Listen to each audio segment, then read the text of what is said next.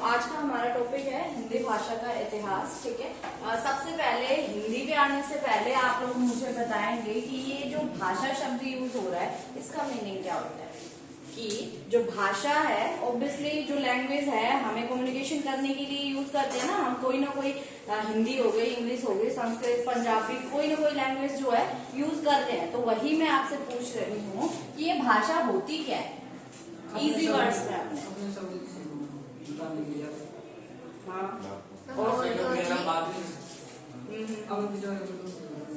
Right, कि जो हमारे फीलिंग्स हैं, एक्सप्रेशन है, जब हमें वो दूसरों तक पहुंचाने हो उसके लिए हम क्या करते हैं, भाषा का यूज करते हैं, चाहे वो कोई भी भाषा हो सिंपली। ठीक है, सबसे पहले इसका मीनिंग लिखेंगे, जल्दी जल्दी थोड़ा करेंगे। ठीक है, कि भाषा क्या होती है।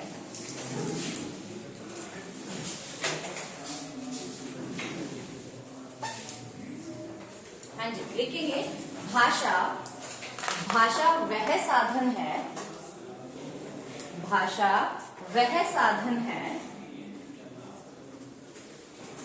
जिसके द्वारा मनुष्य, भाषा वह साधन है जिसके द्वारा मनुष्य अपने विचारों को दूसरों के सामने प्रकट करता है। भाषा वह साधन है जिसके द्वारा मनुष्य अपने विचारों को दूसरों के सामने प्रकट करता है, दूसरों के सामने प्रकट करता है।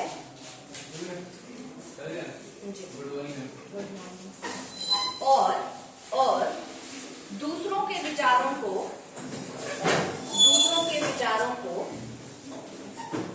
सुनकर या पढ़कर, और दूसरों के विचारों को सुनकर या पढ़कर समझ लेता है। ठीक है, रिपीट कर रही हूं मैं एक बार। भाषा वह साधन है जिसके द्वारा मनुष्य अपने विचारों को दूसरों के सामने प्रकट करता है और दूसरों के विचारों को पढ़कर या सुनकर समझ लेता है, सिंपली। ठीक है, अब बात करते हैं कि ये जो भाषा शब्द है ये कहाँ से आया है, सिंपली। ठीक है, तो ये जो भाषा शब्द है ये संस्कृत की, हाँ जी बिल्कुल, संस्कृत की भाष धातु से बना है।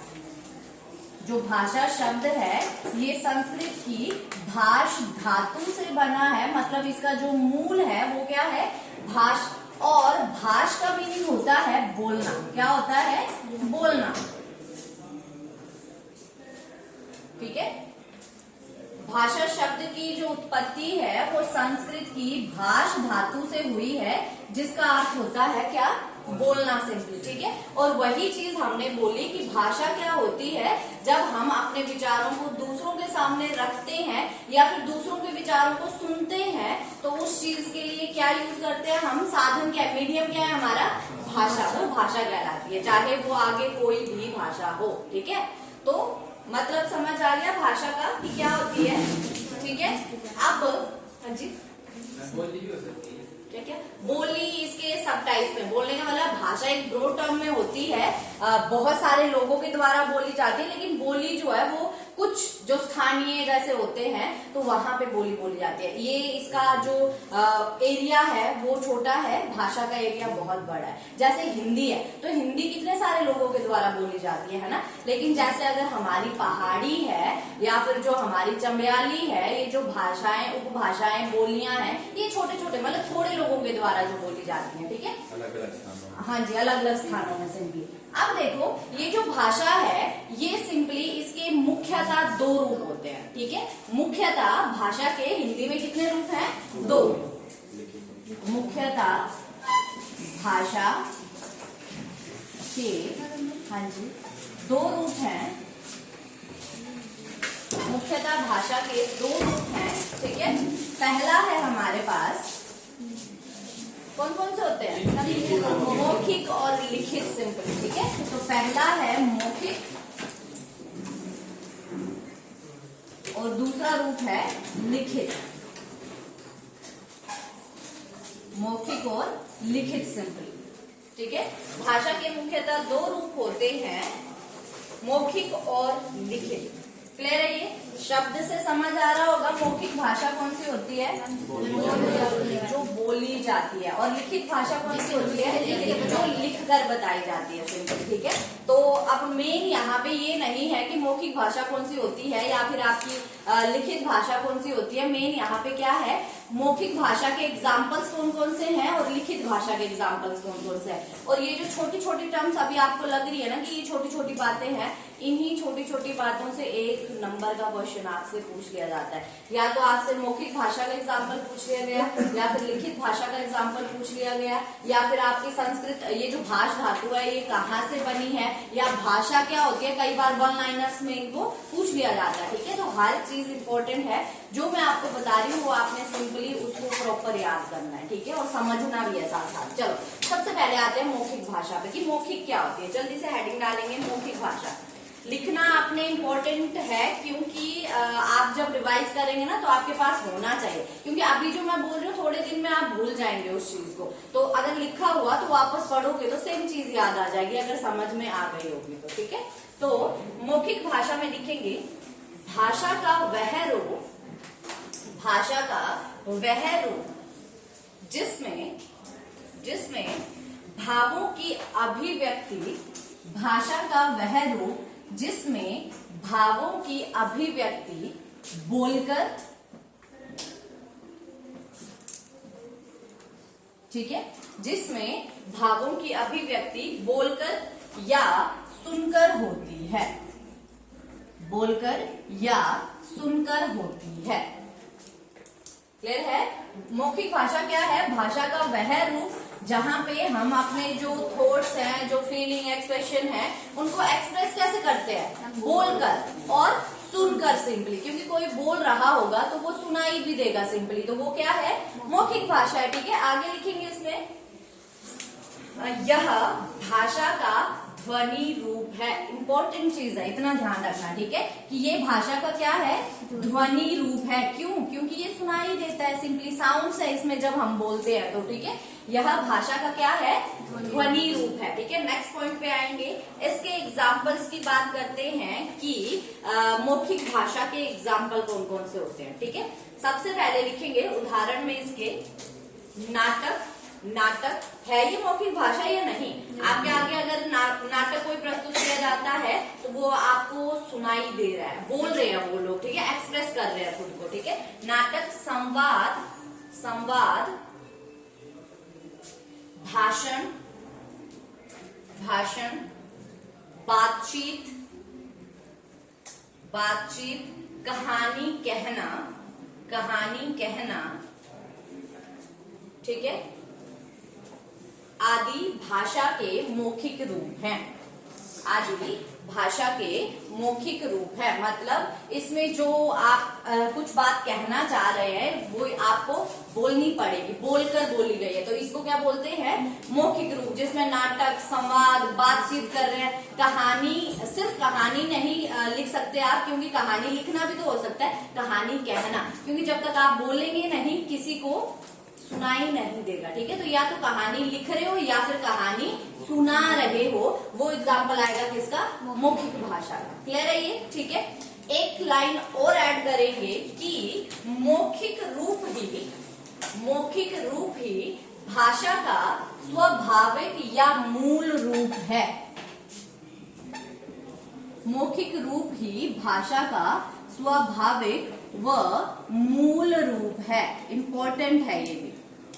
मौखिक रूप ही भाषा का स्वाभाविक व मूल रूप है। स्वाभाविक या मूल रूप है। अब ये जो मैंने लाइन बोली इससे आप क्या समझे कि स्वाभाविक या मूल रूप है मौखिक रूप भाषा का? इसका क्या मतलब है? कोई अनपढ़ होता है वो लिख नहीं सकता, बोल सकता है। ओके, चलो ठीक है, बट सिंपली क्या बोला गया है कि जो भाषा का मौखिक रूप है ये मूल है, बेस ये है मतलब जो स्टार्टिंग भाषा की हुई थी तो बोलना शुरू हुए थे पहले, और उस मौखिक रूप को जब एक परमानेंसी देनी थी, एक स्थायी रूप देना था, तब हमने लिखना शुरू किया। क्योंकि बोल के आज मैंने जो चीजें सेम बोली हैं, क्या सेम आपको कल याद रहेंगी? नहीं। अभी जो मैं आपको टॉपिक पढ़ा रही हूँ ना, अभी जो जो चीजें मैंने बोली हैं, सेम टॉपिक अगर मैं दूसरे बैच में जाके पढ़ा रही हूँ तो आधे से ज्यादा शब्द जो है मेरे चेंज हो जाएंगे ऑटोमेटिक। ये ह्यूमन नेचर है, कभी भी वो कॉपी पेस्ट नहीं कर सकते हैं, कुछ ना कुछ चेंज होगा, ठीक है। तभी तो वो बोलते हैं ना कि एक चीज जो थोड़ी सी वो बात छोटी सी होती है, वो राई का क्या निकलता है? पहाड़। क्योंकि ये ह्यूमन नेचर में है, अपनी तरफ से कुछ ना कुछ आ ही जाता है। तो भाषा और जो हिस्ट्री थी हमारी, हिस्टोरिकल जो भी चीजें थी, उसको वैसा ही रखने के लिए हमने क्या शुरू किया? लिखना शुरू किया। सिंपली परमानेंसी दी उसको कि जो चीज जैसी है वो वैसी ही रहे, क्योंकि मौखिक में रही तब तो कुछ का कुछ बन जाता है। सिंपली क्लियर है ये चीज, ठीक है। तो क्या बोला गया है कि ये भाषा का स्वाभाविक और मूल रूप है। सिंपली ये सबसे पहले स्टार्ट हुआ था। अब आते हैं लिखित भाषा। लिखित भाषा, लिखित भाषा पे, ठीक है। इसमें लिखेंगे भाषा के जिस रूप से, भाषा के जिस रूप से मन के भावों को, भाषा के जिस रूप से मन के भावों को लिखकर या पढ़कर बताया जाए, भाषा के जिस रूप से मन के भावों को लिखकर या पढ़कर बताया जाए, उसे लिखित भाषा कहते हैं। उसे लिखित भाषा कहते हैं, ठीक है। और ये भाषा का कौन सा रूप होता है? स्थायी रूप, परमानेंट जिसको बोलते हैं, ठीक है। ये भाषा का स्थायी रूप होता है। ये भाषा का स्थायी रूप होता है सिंपली, ठीक है। यह भाषा का स्थायी रूप होता है।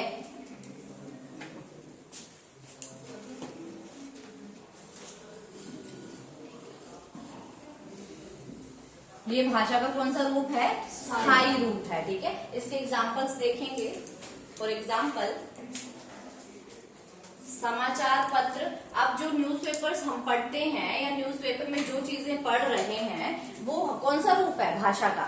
लिखित। क्योंकि लिखा हुआ है, हम उसको क्या कर रहे हैं? पढ़ के समझ रहे हैं जो चीजें भी हुई हैं सिंपली। तो कौन सा है? लिखित रूप है, ठीक है। आगे लिखेंगे समाचार पत्र कहानी लेखन। कहानी लेखन मतलब जो कहानी लिखी हुई है उनको जो हम पढ़ रहे हैं सिंपली, ठीक है। कहानी लेखन, लेख, लेख, संस्मरण। संस्मरण क्या होते हैं? मेमोरियल्स जो होते हैं, सिंपली किसी की याद में जो कुछ लिखा हुआ है, ठीक है, संस्मरण बोलते हैं उसको।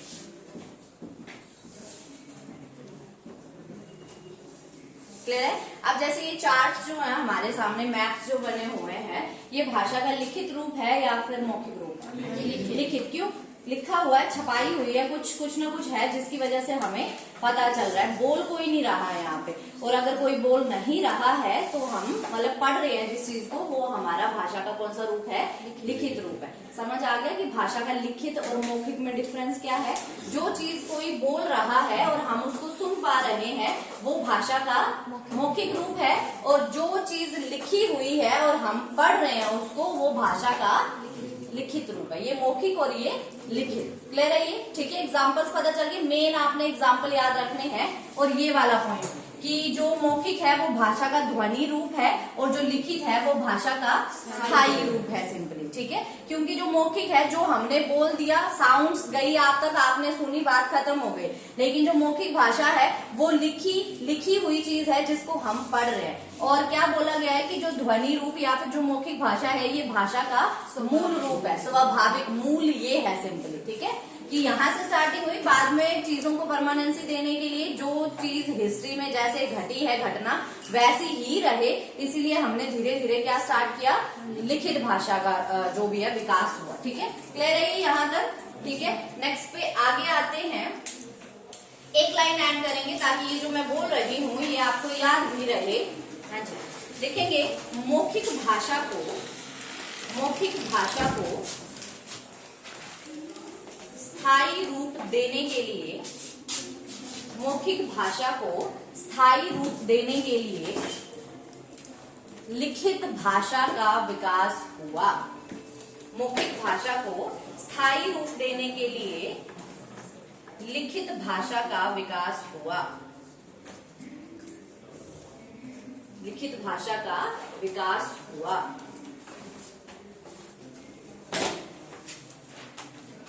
क्लियर है यहाँ तक? ठीक है। अब देखो, जो चीज मैं आपको सिमिलर बोल रही हूँ कि जो हमारी मौखिक भाषा थी, इसको हमने क्या रूप दिया? एक स्थायी रूप दिया, जिसको हम क्या बोलते हैं? लिखित भाषा बोलते हैं। लिखित भाषा से ही एक टर्म सामने आती है जिसको हम कहते हैं वर्ण। ठीक है, थोड़े दिन पहले इसके बारे में बात हो चुकी है। वर्ण क्या होते हैं, शब्द क्या होते हैं, फिर आपके वाक्य क्या होते हैं, है ना? तो आप मुझे बताएंगे सिंपली कि वर्ण क्या है। कि देखो, स्टार्टिंग या सबसे पहले इसका मीनिंग क्या है? अभी हमने बात की कि भाषा कैसी थी? मौखिक थी। और मौखिक रूप कैसा था? ध्वनि रूप था। तो इस ध्वनि रूप को, इन साउंड्स को जब हमने लिखित भाषा में चेंज करना था, तो हर एक साउंड को हमने कुछ सिंबल दिए, कुछ चिन्ह दिए सिंपली।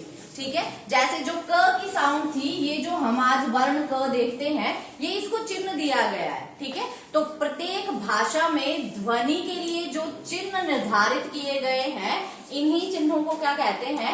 वर्ण कहते हैं। आगे वो इसकी कैरेक्टरिस्टिक है कि वर्ण भाषा का सबसे छोटा रूप होता है या छोटी इकाई होती है, इसके टुकड़े नहीं किए जा सकते। ये विशेषताएं हैं इसकी, कैरेक्टरिस्टिक्स हैं इसके। लेकिन इसकी पहचान या फिर इसकी जो एक डेफिनेशन है वो क्या रहेगी कि प्रत्येक भाषा में कुछ चिन्ह होते हैं, ध्वनि चिन्ह होते हैं, जिनको क्या किया है? उन ध्वनियों को एक सिंबल, चिन्ह हमने दे दिया है, उसको हम कहते हैं वर्ण सिंपल। ठीक है, जल्दी से वर्ण लिखेंगे, इसके आगे करेंगे ऐड। और अब ये चीजें याद रहनी चाहिए, पहले ही बोलूं, वन लाइनर्स में ये क्वेश्चन पूछे जाते हैं। ठीक है, तो लिखेंगे कि किसी भी भाषा की प्रत्येक ध्वनि के लिए, किसी भी भाषा की प्रत्येक ध्वनि के लिए एक लिखित चिन्ह होता है। एक लिखित चिन्ह होता है। ठीक है, जिसे वर्ण कहते हैं। जिसे वर्ण कहते हैं। किसी भी भाषा की प्रत्येक ध्वनि के लिए एक लिखित चिन्ह होता है, जिसे वर्ण कहते हैं। अब लिखेंगे कि ये जो वर्ण है, ये क्या है? भाषा की सबसे छोटी इकाई है। ठीक है, कि ये जो वर्ण है, ये भाषा की सबसे छोटी इकाई है।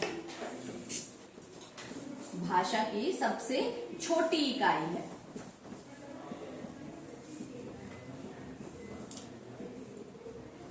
ठीक है, कि वर्ण जो है भाषा की सबसे छोटी इकाई है। इसके और टुकड़े नहीं किए जा सकते। इसके और टुकड़े नहीं किए जा सकते।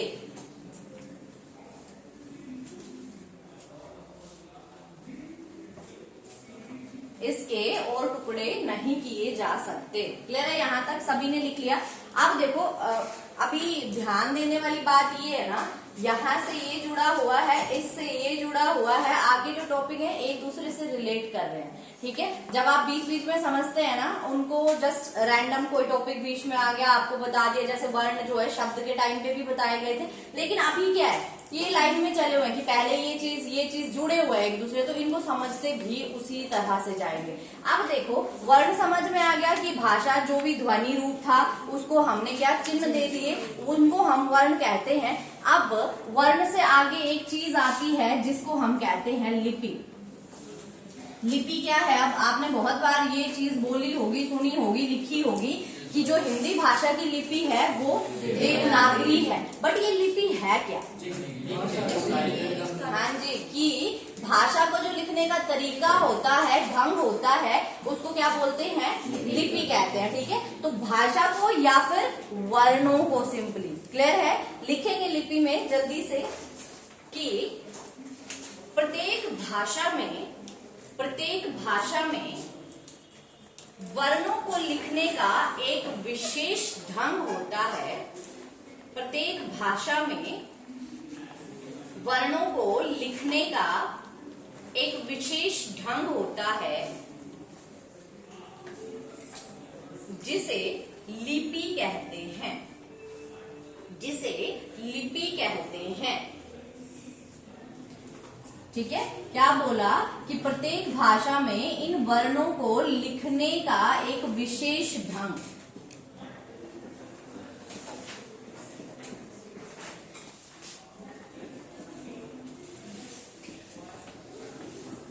क्या कहलाता है? लिपि कहलाता है।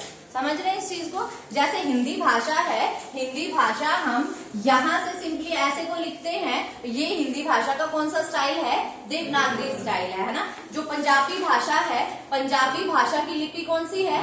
गुरुमुखी लिपि है ना? गुरुमुखी लिपि है। जो इंग्लिश है, इंग्लिश की लिपि कौन सी है?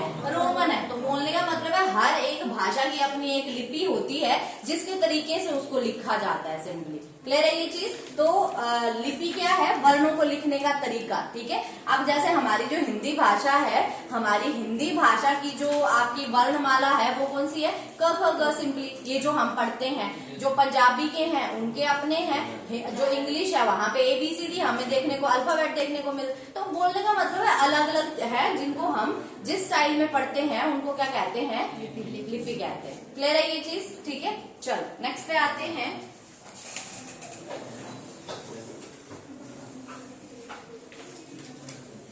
व्याकरण क्या होता है? व्याकरण क्या होता है? कर दूं रफ इसको, हो गया ये? ठीक है,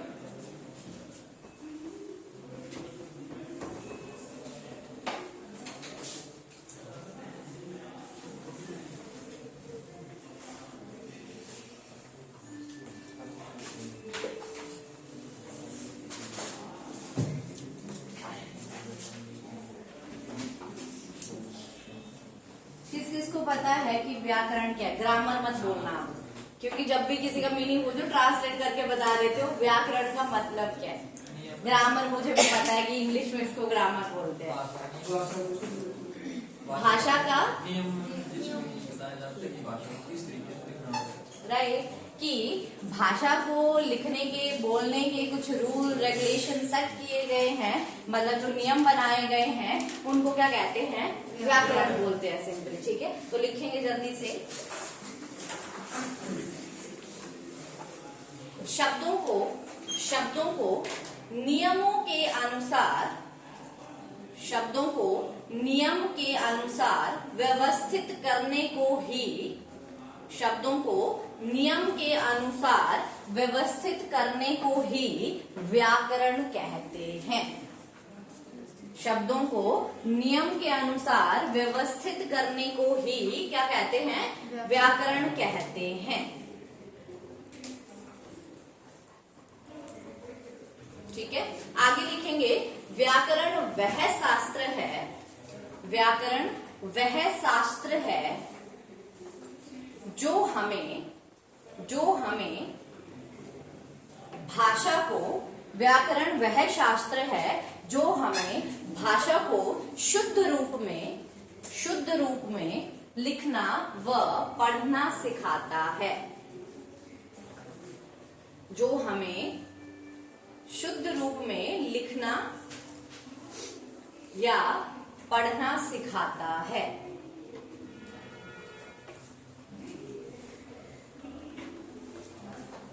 ठीक है, अब जो ये व्याकरण है, मुख्यतः इसके दो कार्य होते हैं। क्या होते हैं? व्याकरण के मेन रूप से मतलब दो काम हैं। क्या क्या हो सकते हैं? शुद्ध बोलना और शुद्ध लिखना। ठीक है, तो व्याकरण के मुख्यतः दो कार्य हैं, शुद्ध बोलना और शुद्ध लिखना।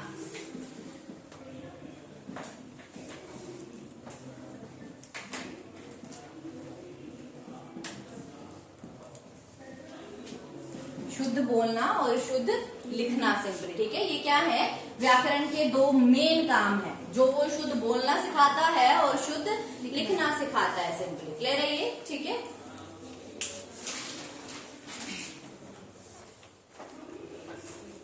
चलो अब बात करते हैं कि ये जो व्याकरण है इसके भाग कितने हैं, व्याकरण के भाग कितने हैं। देखो अभी मैंने आपको बोला कि आज से जो हमारा टॉपिक स्टार्ट हो रहा है वो कौन सा है, हिंदी भाषा का इतिहास। लेकिन उससे पहले जो छोटी छोटी टर्म्स जिनको हम हिंदी भाषा में पढ़ते हैं, पढ़ने वाले हैं आगे आके, उसका एक आप मतलब सोच सकते हैं कि जो एक शॉर्ट फॉर्म में आपको डिटेल दी जा रही है कि आगे जाके हम इन चीजों को पढ़ने वाले हैं सिंपली। क्योंकि अभी मैं आपको क्या बता रही हूँ कि वर्ण क्या होता है, लिपि क्या होता है, व्याकरण क्या होता है। आगे जब नॉर्मली हम टॉपिक में आएंगे ना, फिर बार बार मैं इन चीजों को आपको डिस्कस नहीं करती रहूंगी। सिंपली उस टाइम फिर सीधा आएगा कि इसकी लिपि ये है, वर्ण सिंपली इसमें ये चीज आएगी, फिर वो मीनिंग नहीं समझाए जाएंगे। तो अभी क्या चल रहा है, बेस चल रहा है कि जो बेसिक चीजें आती हैं, बेसिक टर्म्स आती हैं, और यही जो बेसिक चीजें हैं ना आपसे कई बार पूछी जाती हैं, मतलब इजी से इजी चीज पूछी जाती है। लेकिन हम लोगों का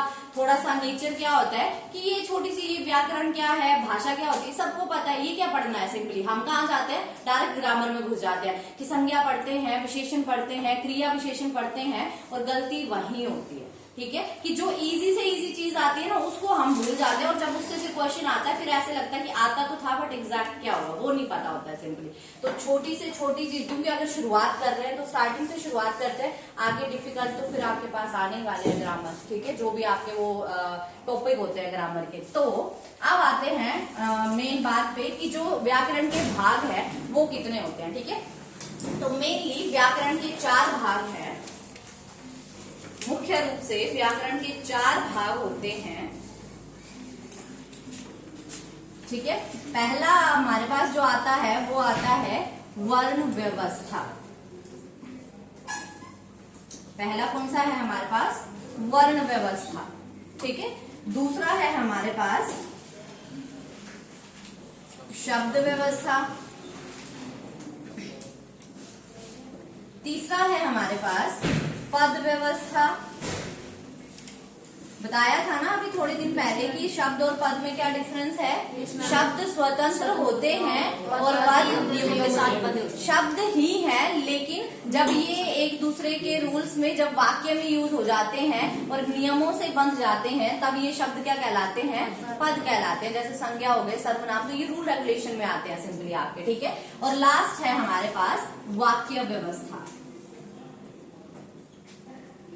वाक्य व्यवस्था ये हमारे पास क्या है, 4 भाग हैं किसके, व्याकरण के। देखो जब हम वर्ण व्यवस्था करते हैं तो इसमें वर्ण क्या होते हैं, उसके प्रकार कितने हैं, भेद कितने हैं, स्वर हो गए, व्यंजन हो गए, किन किन रूपों में उनको बोला जाता है, इवन संधि किसमें आता है, वर्ण व्यवस्था में आता है। और आपका वर्तनी शुद्धि जिसको बोलते हैं, आता है ना एक क्वेश्चन वर्तनी शुद्धि से, तो ये सारा वर्णों में है सिंपल, ठीक है। फिर आगे हम आते हैं शब्द व्यवस्था में। शब्द व्यवस्था में क्या क्या पढ़ते हैं हम, शब्दों के बारे में, जो आपके अर्थ के आधार पर शब्द हो गए, रचना के आधार पर शब्द हो गए। जैसे हमारे जो पर्यायवाची, विलोम, लिंग, वचन, ये सब अर्थ के आधार पे है ना। फिर हमारे पास रचना के आधार पे कौन कौन से आते हैं, तत्सम शब्द, तद्भव शब्द की रचना कहाँ से हुई है, उत्पत्ति कहाँ से हुई है, स्टार्टिंग कहाँ से हुई है, ठीक है, उत्पत्ति के आधार पे। फिर रचना के आधार पे हमारे पास आते हैं रूढ़, यौगिक, योग रूढ़, सिंपली, इन सबको पढ़ते हैं हम किसमें, शब्द व्यवस्था में, जिसके अंदर समास टॉपिक भी आ जाता है। समास भी क्योंकि 2 या 2 से अधिक शब्दों से मिलकर बना होता है सिंपली। फिर पद व्यवस्था आती है। पद में मेनली हम 2 प्रकार इसके पढ़ते हैं, एक होते हैं विकारी शब्द और दूसरे होते हैं अविकारी शब्द, है ना। विकारी शब्द में संज्ञा, सर्वनाम, विशेषण, क्रिया, इन सब चीजों को पढ़ते हैं। और जो अविकारी, इसका जो दूसरा भेद है उसमें क्या पढ़ते हैं, अव्ययी शब्द। अव्ययी के अंदर आता है क्रिया, विशेषण, समुच्चय बोधक, संबंध बोधक, जो थोड़े दिन पहले हमने आई थिंक गेस्ट कोई अगर था यहाँ पे स्टूडेंट जो पुराने हैं तो उनको पता होगा, अभी हमने ये खत्म किया था। उसके बाद हमारी आई वाक्य व्यवस्था। वाक्य के भेद वाक्य के बारे में जितना भी, रचना के आधार पर वाक्य के भेद जो मेनली 3 है, और अर्थ के आधार पर वाक्य के भेद जो कितने हैं, 8 हैं, उनके बारे में हमने पढ़ा था। और वाक्य व्यवस्था में ही विराम चिन्ह को भी पढ़ा जाता है, उपवाक्य को भी पढ़ा जाता है सिंपली।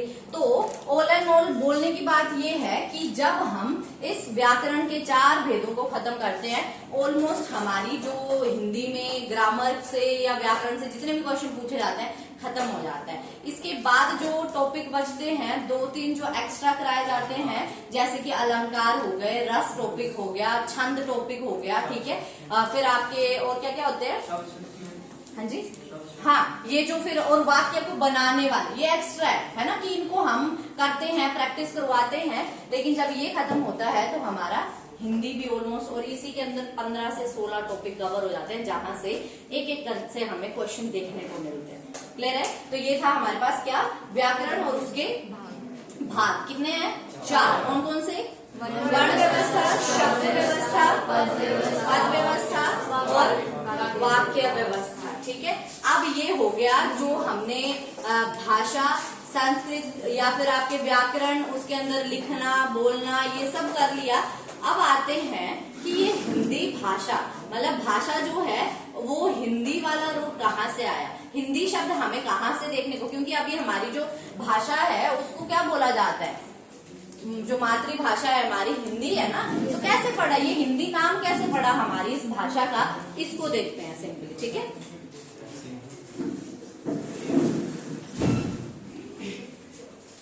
चलो सबसे पहले लिखेंगे हिंदी भाषा, या फिर हिंदी भाषा की उत्पत्ति, ऐसे डालो, कहां से हुई है सिंपली, ठीक है, ओरिजिन कहां से हुआ है हिंदी भाषा की उत्पत्ति।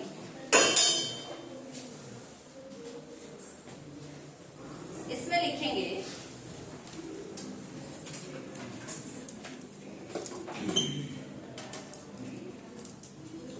हिंदी भाषा का नाम, मतलब ये जो भाषा थी हमारे पास उसका जो हिंदी नाम है ये किसकी देन है, तो सबसे पहले ईरानियों की देन है। किसकी देन है, ईरानियों की देन है, ठीक है। तो लिखेंगे कि हिंदी भाषा का नाम ईरानियों की देन है, हिंदी भाषा का नाम ईरानियों की देन है, ठीक है। अब ईरानियों की देन कैसे है, जो मतलब भाषा का नाम हिंदी पड़ा, ये ईरानियों से शुरुआत हुई थी, कैसे, गलत प्रोनाउंसिएशन की वजह से, है ना, क्योंकि ये जो ईरानी थे ये जो स शब्द है, श को प्रोनाउंस करते थे ह सिंपली। तो जो आपके सिंधु है वो हिंदू, सिंधी है वो हिंदी, इस टाइप से हमें क्या, जो सिंधु नदी के आसपास के जो लोग हैं, आसपास के क्षेत्र में जो रहने वाले लोग हैं उनको हिंदू, या फिर जो सिंधी लोग कहते थे उनको हिंदी कहना स्टार्ट हो गए, ठीक है। फॉर एग्जाम्पल लिखेंगे संस्कृत की स ध्वनि फारसी में, संस्कृत की स ध्वनि फारसी में ह बोली जाती है, फारसी में ह बोली जाती है, ठीक है। फॉर एग्जाम्पल जैसे सप्ताह को बोलते थे हफ्ता, ठीक है, सप्ताह को हफ्ता, सिंधु को हिंदू, मतलब स की जगह क्या ह प्रोनाउंसिएशन होती थी, ठीक है। हमारे लिए गलत है, उनके लिए सही थी, क्योंकि वो स को क्या करके बोलते हैं, ह करके बोलते। तो जो सिंधु नदी के आसपास के जो लोग थे उनको क्या बोला जाने लगा, हिंदू बोला जाने लगा, और उनके द्वारा जो भाषा यूज की जा रही थी उसको धीरे धीरे क्या नाम दे दिया गया, हिंदी नाम दे दिया गया सिंपली, ठीक है। तो आगे लिखेंगे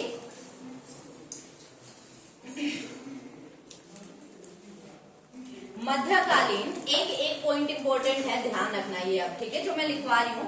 मध्यकालीन अरबी तथा फारसी साहित्य में, मध्यकालीन अरबी तथा फारसी साहित्य में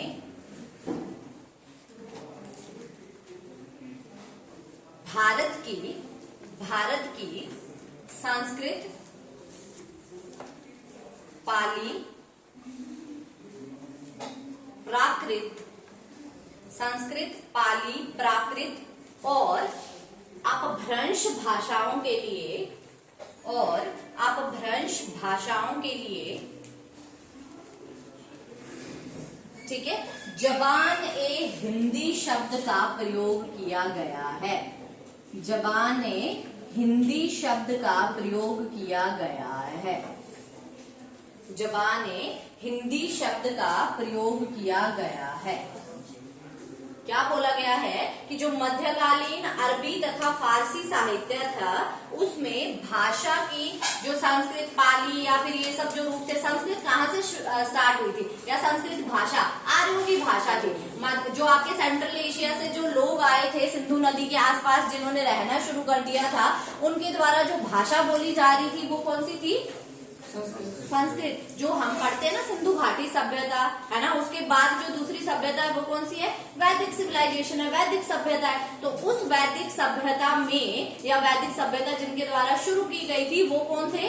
वैदिक लोग, जिनको हम आर्य बोलते हैं। और वो आर्य आए कहाँ थे? सेंट्रल एशिया से आए थे सिंपली, है ना। अब मध्य एशिया से आए थे तो उनके द्वारा जो भाषा यूज की जा रही थी वो थी संस्कृत। फिर धीरे धीरे क्या हुआ, जो धीरे मतलब ऑब्वियसली जहाँ लोग कहाँ पे आके बसना शुरू करते हैं, जहाँ एनवायरनमेंट अच्छा हो, पानी पीने के लिए हो, खाने के लिए कोई चीज, मतलब जो जहाँ पे वो जो भी है खाना पानी कर सके अपना, वहीं पे रहना शुरू करते हैं। तो धीरे धीरे जो सिंधु नदी थे उसके आसपास जो है लोग बसना स्टार्ट हुए, है ना।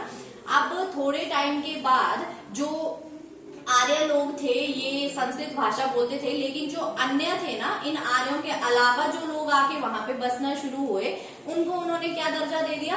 अनार्य, कि मतलब ये लोग आर्य नहीं है। और जो आर्य लोग थे जिनके द्वारा संस्कृत भाषा बोली जाती थी, वो एक आप बोल सकते हैं कि पढ़े लिखे या संस्कृत भाषा बोलना इतना इजी भी नहीं था। तो जो बाकी लोग थे वो नॉर्मल टूटी फूटी भाषा बोलना शुरू हुए, है ना। अब ये जो टूटी फूटी भाषा थी इसको बोला गया आम लोगों की भाषा, जो कि बाद में आपकी पाली, प्राकृत, अपभ्रंश इन सब के रूप में हुई। देखो जब ये हालांकि ब्रॉड टॉपिक बाद का है, जब हम हिस्ट्री पढ़ते हैं कि जो धीरे धीरे धर्म, बौद्ध धर्म आए, जैन धर्म आए, इनके पीछे का रीजन क्या था कि जो आर्य थे इनमें जो आपको पता है उस टाइम पे वैदिक सिविलाइजेशन के टाइम में जो लोग थे वो 4 वर्णों में बंट गए थे, है ना। आपके ब्राह्मण होते थे, क्षत्रिय होते थे, वैश्यास होते थे और शूद्रास होते थे। हालांकि जो अर्ली वैदिक पीरियड था उसमें हम देखते हैं कि जो लोग थे वो सिंपली जो ये अपने वर्ण है ना खुद चूज किया करते थे। वर्ण कर्म के आधार पे होते थे कि जो लोग जो पढ़ने लिखने में इंटरेस्टेड होते थे वो आपके ब्राह्मण होते थे, जो आपके जैसे क्षत्रिय युद्ध वगैरह करते थे वो क्षत्रिय। अगर आपके मतलब कर्म जो है उसके आधार पर वर्ण मतलब चलते थे। एक ही परिवार में अलग अलग वर्णों के लोग भी रहा करते थे। लेकिन जैसे जैसे लेटर वैदिक पीरियड आया, धीरे धीरे क्या हुआ, कट्टरता आना स्टार्ट हो गई। और जो वर्ण व्यवस्था आपके जन्म के आधार पे थी वो चेंज हो गई। सॉरी, पहले कर्म के आधार पे थी, वो जन्म के आधार पे आ गए। अब जन्म के आधार पे जब आई तो बोलने का मतलब है जो ब्राह्मण थे वो ब्राह्मण ही रहे, जो क्षत्रिय थे वो क्षत्रिय ही रहे, वैश्य शूद्र वो अपने वर्णों में फिक्स हो गए। फिर जैसे जिस घर में परिवार में जो जन्म लेता है वो उसी वर्ण समूह का कहलाता है। यही हुआ था। पर धीरे धीरे आपने देखा होगा कि जो ब्राह्मण है उनमें एक सुप्रीमेसी आ गई थी, क्योंकि पढ़े लिखे होते थे, पूजा पाठ उनके द्वारा कराए जाते थे। धीरे धीरे अंधविश्वास भी जो है अपने एक हाईएस्ट लेवल पे पहुंच चुका था, जिसकी वजह से जो क्षत्रिय लोग थे स्पेशली उन्होंने ही सबसे ज्यादा बढ़ चढ़ के इसके खिलाफ हिस्सा लिया। क्योंकि आपको पता होगा जो गौतम बुद्धा थे वो भी क्षत्रिय कुल से थे, जो महावीर जैन थे ये भी क्षत्रिय कुल से थे, है ना। तो बोलने का मतलब है जो एक्सप्लॉइट किया जा रहा था, जो आपके वैश्य और शूद्रास थे, स्पेशली शूद्रास को सिंपली, तो इनके खिलाफ बात किसने की? क्षत्रियों ने, है ना। तो धीरे धीरे जब बौद्ध धर्म आया उसमें जो गौतम बुद्ध थे उन्होंने अपनी जो मतलब भाषा है एक उपदेश देने की, जब उनको ज्ञान की प्राप्ति हुई थी उसके बाद जो उपदेश देने की भाषा है वो क्या रखी थी? पाली, है ना। पाली, फिर धीरे धीरे प्राकृत आई। बट बोलने का मतलब ये है कि आम लोगों की भाषा क्यों चूज की गई थी? संस्कृत भी तो रख सकते थे ना, लेकिन अगर संस्कृत रखते तो वो तो ऑलरेडी ब्राह्मण जानते थे। जो आम लोग थे उन तक ये संदेश पहुंचाने थे ना उन्होंने अपने कि मतलब वर्ण व्यवस्था कुछ नहीं है, मतलब जो आपके ये जातियों में बांट दिया गया है वो नहीं है, इंसान को इंसान की तरह ट्रीट करना चाहिए। ये बात, ये जो भी सुख दुख के कारण क्या है, कैसे निपटा जाए, तो ये चीज क्या आम लोगों को बोलनी थी, तो आम भाषा यूज करनी पड़ी, जिसको बोला गया पाली। फिर आगे प्राकृत, आपकी अपभ्रंश देखने को हमें मिली है ना। फिर अपभ्रंश का जो एक लेटर पीरियड खत्म हो रहा था, वहां पे हमें अवहट देखने को मिली, और अवहट के बाद जो भाषा टूटी फूटी मिली उसको क्या बोला गया, हिंदी भाषा बोला गया। तो ऐसे मतलब तभी बोला जाता ना, ये आपने बहुत बार सुना होगा कि हिंदी भाषा की जो जननी है वो क्या है, संस्कृत है। क्यों बोला जाता है, क्योंकि निकले संस्कृत भाषा से ये शब्द। हुआ क्या है, धीरे धीरे वो टूट फूट होती गई, प्रोनाउंसिएशन गलत हो गई, बोलना नहीं आया। जो आम्र था, जैसे आम्र किसको बोला जाता है, आम को बोला जाता है ना। तो संस्कृत में जो शब्द हम आम्र बोलते थे, अब म्र बोलने में थोड़ा सा टफ होता है, तो जिनसे नहीं बोला गया ना, उन्होंने आम्र की जगह सिंपली आम बोला। ठीक है, जैसे दधी होता था, दधी किसको बोलते थे, दही को, धी नहीं बोला गया, ह बोला गया तो दही बन गया उसका। फिर मयूर होता था, मयूर, उसका हमने क्या कर दिया, मोर कर दिया। कपोत, कपोत का कबूतर। तो बोलने का मतलब धीरे धीरे चीजें, मतलब शब्दों को जो टफ बोलने में हो रहे थे उनको क्या करते गए, इजी करते गए, है ना। तो यही हमारे जो भाषा है, धीरे धीरे हिंदी का ओरिजिन हुआ, बोलने का मतलब है। लेकिन इस हिंदी शब्द को भाषा के रूप में हिंदी शब्द क्यों यूज किया जाना, कहाँ से यूज किया जाना, वो अभी मैं आपको बता रही हूँ कि जो मध्यकालीन भारत था उसमें जो, क्योंकि मध्यकालीन भारत में दिल्ली सल्तनत, मुगल काल जो था, ये मेनली आपको देखने को मिलता है कहाँ से स्टार्ट होता है, जहाँ पे आपका मोहम्मद बिन कासिम का आक्रमण होता है, वहां से हम क्या स्टार्ट कर देते हैं कि मध्यकालीन भारत की शुरुआत होती है सिंपली, है ना। जिसमें फिर आगे दिल्ली सल्तनत देखने को मिलता है 1206 से लेके 1526 ईस्वी तक। 1526 से आगे 1857 तक हमें क्या देखने को मिलता है, मुगल्स जो भारत पे राज कर रहे होते हैं। हालांकि इन बिटवीन हमें जो यूरोपियंस हैं वो आगे उनका बोलबाला देखने को मिलता है। लेकिन बात ये है कि हिंदी भाषा उस टाइम पे जब मध्यकालीन भारत चला हुआ था, तो वहां पे हमें उसके साहित्य में क्या देखने को मिलता है, जबाने हिंदी का यूज किया गया है। जो हिंदू लोग थे उनकी भाषा जबाने हिंदी के रूप में यूज की गई है। ठीक है, नेक्स्ट पॉइंट पे आएंगे। ठीक है, लिखेंगे इसमें, ऐसा कहा जाता है कि, ऐसा कहा जाता है कि अमीर खुसरो ने सबसे पहले भाषा के स्थान पर, ऐसा कहा जाता है कि अमीर खुसरो ने सबसे पहले भाषा के स्थान पर हिंदी या हिंदवी शब्द का प्रयोग किया था। ठीक है, अमीर खुसरो ने सबसे पहले भाषा के स्थान पर हिंदी या हिंदवी का प्रयोग किया था।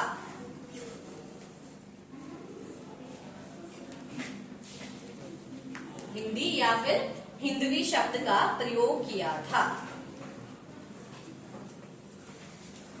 ठीक है, नेक्स्ट पे आते हैं।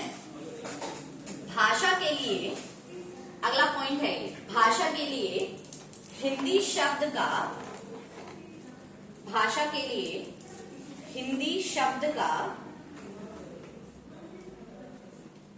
सबसे प्राचीन प्रयोग, सबसे प्राचीन प्रयोग शरफुद्दीन के, सबसे प्राचीन प्रयोग शरफुद्दीन के जफरनामा में मिलता है। शरफुद्दीन के जफरनामा में मिलता है, जो कि 1424 में लिखा गया था। शरफुद्दीन के जफरनामा में मिलता है।